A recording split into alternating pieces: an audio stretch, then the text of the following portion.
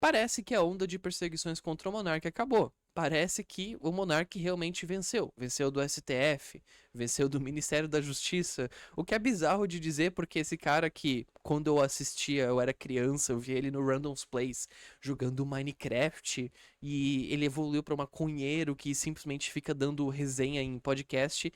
Ver esse cara, esse exato cara vencendo uma guerra contra o judiciário é algo bizarro. Mas é isso que aconteceu.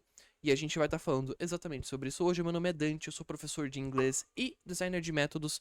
E hoje a gente vai estar falando sobre censura e liberdade de expressão. Free Speech Union Brasil, vitória. FSU obtém vitória para Monark em caso de censura. Eu tenho duas opiniões sobre esse caso inteiro. Eu tenho uma opinião que é mais na questão jurídica. Eu tenho outra opinião que é um pouco mais ácida. E a gente vai começar lendo o que aconteceu aqui em específico. Essa é a postagem da FSU na Substack.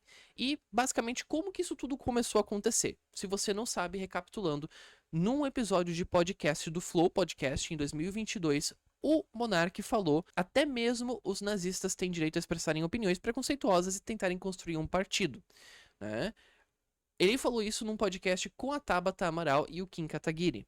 Inclusive o Kim Kataguiri foi perseguido junto por conta dessa frase que o Bruno fez. Em primeiro lugar, o argumento que o Monark está fazendo é extremamente idiota, porque ele basicamente foi cercado a responder: você defenderia um partido nazista? E ele foi e defendeu. Ele não precisava ter feito isso, na minha opinião, para passar o ponto que ele quer passar. Ele podia simplesmente ter dobrado a aposta e ter refeito a pergunta, só que para Tabata. Ele podia ter feito assim: então, Tabata, deixa eu te perguntar antes de eu responder essa pergunta. Você acha que o Partido Comunista deveria ter direito de existir e de pregar o ódio deles?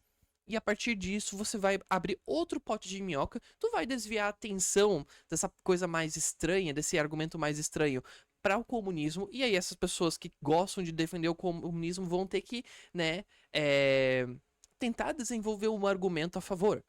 E isso acaba já tirando, já desvia o assunto, já acaba matando o assunto ali, e você acaba tendo um controle da narrativa muito melhor. A realidade é que a liberdade de expressão não existe no Brasil. Não existe liberdade de expressão no Brasil.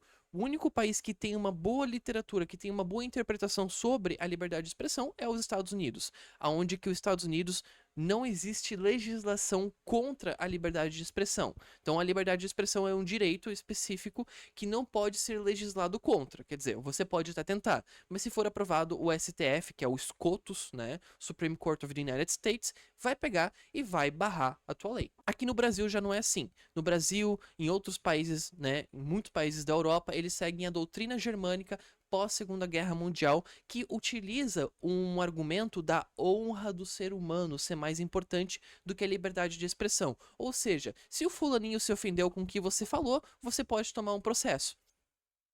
O problema disso é que isso é muito idiota. Isso é muito absurdo, porque como que eu vou saber se o fulano de tal vai se ofender pelo que eu falo? Como que eu vou saber o que eu posso e não posso falar de acordo com a honra, né? E daí a gente tem aqui os mais específicos, a tipificação de o que é essa tal de honra, por que e como que ela é feita. E eu sei que tem muita nuance dentro disso, mas eu tô destilando o argumento geral.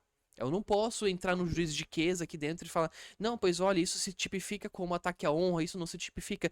A partir do momento onde que você tem que tipificar o que é honra, o que não é ataque à honra, você não tem liberdade de expressão. A liberdade de expressão só existe quando ela é irrestrita. Analisando isso aqui em geral, um partido nazista não poderia existir.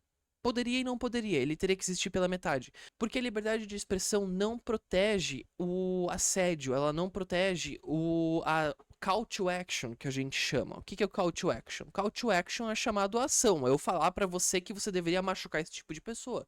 Isso não é protegido pela liberdade de expressão, porque isso não é entendido como liberdade de expressão, de acordo com a interpretação correta. Essa não, novamente, essa não é a interpretação brasileira. Mas se eu falar alguém deveria machucar alguém por conta disso, disso e disso, isso não é protegido pela liberdade de expressão. E nem fazer o que o Jones Manuel faz. Que nem, por exemplo, o Jones Manuel vai pegar e vai falar que você tem que fazer isso, isso e isso com os neofascistas ou os fascistas. E daí ele vai começar a falar: não, mas esse fulano de tal é fascista. Esse fulano de tal é fascista. Você entende o que você está fazendo? Você está pegando um. Primeiro é basicamente um call to action de 2 passos. Você primeiro atrela a pessoa a uma ideologia e depois você fala, ó, isso deveria acontecer com as pessoas dessa ideologia. E é por isso que a gente tem tanto ódio, a gente tem tanta agressividade, a gente tem tanto atentados acontecendo contra políticos de direita em específico. E obviamente, eu sou obrigado a falar isso porque, como vocês podem ver, o Brasil é péssimo em interpretar essas questões. O nazismo é horrível, o nazismo é desprezível, eu quero que o nazismo se exploda. Aqui outra interpretação bizarra. O ministro do STF, Alexandre de Moraes, escreveu que o direito fundamental à liberdade expressa não autoriza a abominável e criminosa apologia ao nazismo. Em que momento que o que ele falou era apologia ao nazismo? Você falar sobre a possível existência de alguma coisa e falar que a lei poderia ou não poderia garantir, não vai fazer com que ele deixe de existir do nada. Não vai fazer com que ele simplesmente desapareça. A lei não é um estalar de dedos aonde que eu posso simplesmente falar, não, proibiu o nazismo, parou de existir.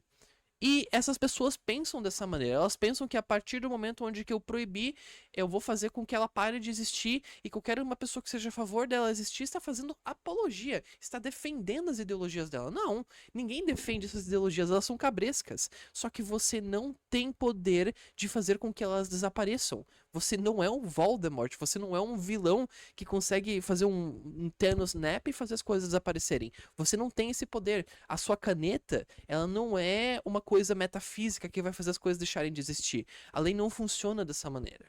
E quando você proíbe alguma coisa, você consegue uma versão pior dela. Ou seja, e até por isso que eu sou contra a proibição do comunismo. E muitas vezes tem muita gente começando a cogitar a proibição do comunismo. Amaria se acontecesse, daria muita risada. Mas o problema da gente permitir com que isso aconteça é que o comunismo vai crescer mais ainda por debaixo dos panos no Brasil se a gente proibir o comunismo. E isso acontece, isso realmente acontece. Não adianta você tentar proibir essas ideologias. Se você proíbe, você deixa elas crescer. Se você expõe essas ideias podres ao debate público, elas morrem na hora. E é por isso que você precisa permitir com que essas pessoas consigam se expressar. Porque a partir do momento que elas expressam as ideias imorais, antiéticas deles, eles vão perder no debate público. E não apenas eles vão perder no debate público, as pessoas vão deixar de apoiá-los. Eles vão deixar de ter seguidores, eles não vão conseguir crescer. A gente tá falando basicamente de um efeito Streisand que acontece aqui. O MP reconheceu que as falas do monarca foram proferidas no contexto de um debate sobre os limites da atuação estatal, e não como defesa programática da ideologia nazista. Por que que isso não aconteceu antes? Por que que no momento onde que essa fala chegou nas mãos do MP, eles simplesmente já não interpretaram isso? É óbvio. Qualquer um que vê o que está sendo dito consegue entender isso. E é por isso que eu falo, eu tenho duas interpretações sobre isso. Ou, em primeiro lugar, o monarca estava com advogados terríveis para representá-los, ou B, existia sim uma força maior para fazer perseguição política em 2022 que não existe mais em 2026 por conta das waves, por conta das ondas, né? Então a gente tem mais pressão externa vindo de outros governos falando, ó, tá começando a acontecer perseguição por conta de liberdade de expressão no Brasil, vamos focar os holofotes no Brasil. Agora a direita tá crescendo, os jovens são mais de direita, eles não vão aceitar a restrição à expressão deles. Por um lado eu penso, ou foi advogados extremamente incompetentes, ou foi uma época onde que obviamente eles tinham mais força. O promotor cita transcrições do próprio episódio, trazidas pela defesa. Então a defesa trouxe as transcrições. Eu não sei como, cara. Eu acho absurdo um advogado, promotor de justiça, juiz, ter simplesmente chegado e falado, não, porque isso aqui foi apologia ao nazismo. Não faz sentido. Eu fico pé da cara com isso. Monark repudiou explicitamente o nazismo. O nazismo é errado, é do demônio. O nazismo é uma merda, um lixo. Tá certo, ele tá 100% certo. Mas o fato de que ele precisa dizer isso pra falar que ele não está fazendo apologia é absurdo. É falta de interpretação ou é má fé. É falta de interpretação ou é má fé. E apoia-se em manifestação anterior do próprio MP criminal sobre o mesmo episódio, na qual o órgão já havia concluído que não havia elementos no discurso que revelem intencionalidade de promover, sugerir ou induzir ou incitar violência, intolerância ou ódio. Então aqui, o próprio MP criminal teve uma conclusão já a favor do Bruno, na realidade, em relação a isso, o que acaba deixando essa situação toda menos pior. Mas a gente sabe sim que no começo teve uma perseguição foda. Eu me lembro, inclusive, que até uma certa altura houve ameaças, e eu não sei se isso se concluiu, dele ter contas bancárias congeladas também, por conta disso tudo. E também essa questão toda foi o que deu início a essa perseguição que o Alexandre de Moraes fez contra o X. Isso aqui e outros fatores de censura em 2022 culminaram no Alexandre de Moraes correndo atrás de censurar empresas que nem estavam no Brasil, que agora tá começando a sair novamente Twitter Files, tá começando a sair novamente documentos contra o STF brasileiro, né, que tá começando a tornar essa lambança. Inclusive, existem órgãos do exterior, órgãos dos Estados Unidos que estão falando, esse ano, em 2026, existe um risco grande de interferência nas eleições brasileiras por conta do Supremo. Eu honestamente não acho que vai ser tão ruim assim. Eu acho que esse ano, esse recuo deles em geral já mostra que eles não estão com força e até a gente tem que levar em consideração também aqui, por exemplo, ó, Vorcaro relatou estar com Alexandre de Moraes em datas próximas a voos em jatinhos. Moraes tá com, assim, ele tá ferrado, ele tá cheio de merda pra lidar.